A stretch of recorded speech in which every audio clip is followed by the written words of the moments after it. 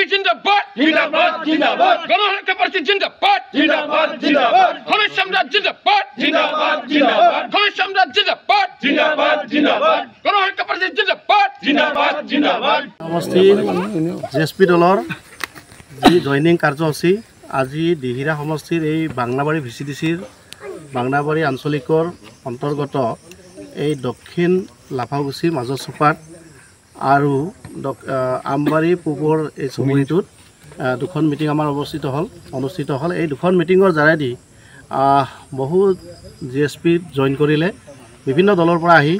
বিশেষকৈ বিপিএফৰ পৰা আহিছে ইউপিপিএল দলৰ পৰা আহিছে বিজেপিৰ পৰা আহিছে তেখেতসকলে জইন কৰিলে আজি গতিকে তেখেতসকলৰ মুখেৰে আমাক কৈছে যে আমি অইন দলতকৈ জিএছপি দল ভাল পাইছোঁ জিএছপি দলক আকৰ্ষণ বাঢ়িছে জিএছপি দলত এতিয়া সকলোৱে আহিছে আজি জিএছপি দলত বহুকেইজন জইন কৰিলে বড়ো মানুহে আৰু অনাবড়ো বহুতে জইন কৰিছে গতিকে এই ক্ষেত্ৰত আমি ক'ব বিচাৰিছোঁ যে জিএছপি দলৰ বৰ্তমান উত্থান যথেষ্টভাৱে হৈছে জিএছপি দলৰ চাৰিওফালে জইন কাৰ্যসূচী আৰু জিএছপি দলেই বৰ্তমান দিহিৰা সমষ্টিত এককভাৱে সংখ্যা আমি ল'ম গতিকে এই কথাখিনি আপোনালোকক আমি জনাব পাইছোঁ সুখী হৈছোঁ যে দিহিৰাত তৃতীয়বাৰৰ কাৰণে ঘনশ্যাম দাস ডাঙৰীয়া বিটিচিৰ সংসদলৈ গুচি যাব গতিকে এইটো নিশ্চিত চাওক আজি জিএছপি আৰু বিপিএফৰ লগত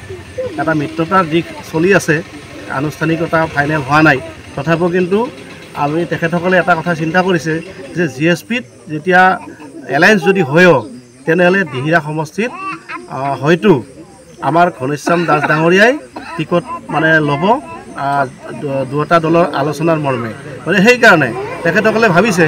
যে আমি জিএছপি দলৰ যদি এতিয়া আমি কাম কৰোঁ বা জিএছপি দলত মানে আমি যদি জইন কৰোঁ নিশ্চিতভাৱে তেখেতসকলে এই জিতাৰ পাছত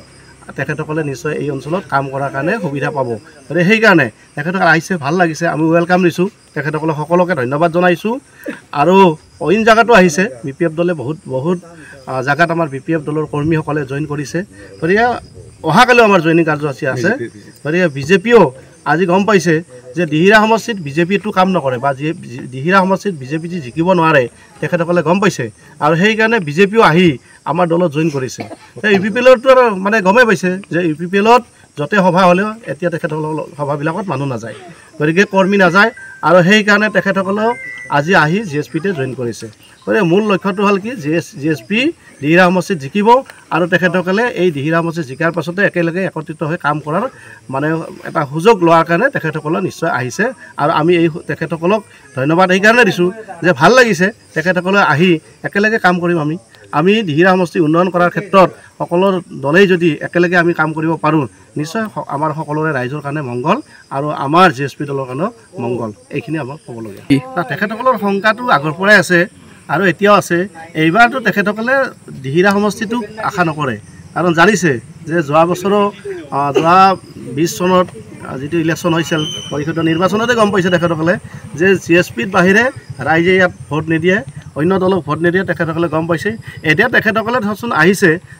বিজেপি দলৰ নেতাকৰ্মীসকলে বা সন্মানীয় মুখ্যমন্ত্ৰী ডাঙৰীয়াও আহিছে গতিকে আহিছে এটাই কাৰণত যে দিহিৰা সমষ্টিক বাদ দি বাকী যি অন্য সমষ্টিকেইটা আছে সেই সমষ্টিত তেখেতসকলক কুচকাচ আৰম্ভ চলিছে আৰু তেখেতসকলে সেই সমষ্টিবিলাকত হয়তো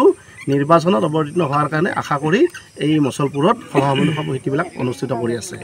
দিহিৰা সমষ্টিৰ টাৰ্গেট এইবাৰ তেখেতসকলৰ নলয় কাৰণ যোৱা বছৰে গম পাইছে যে দিহিৰাত যি জিকিব নিদিয়ে দিহিৰাত যি অকল ঘনশ্যাম দাসৰ কাৰণে সকলোৱে লাগে দিহিৰাত সকলোৱে লাগি জিএছপিকে জিতাৰ কাৰণে পোন মালিছে এইটো নিশ্চিতভাৱে তেখেতসকলে জানে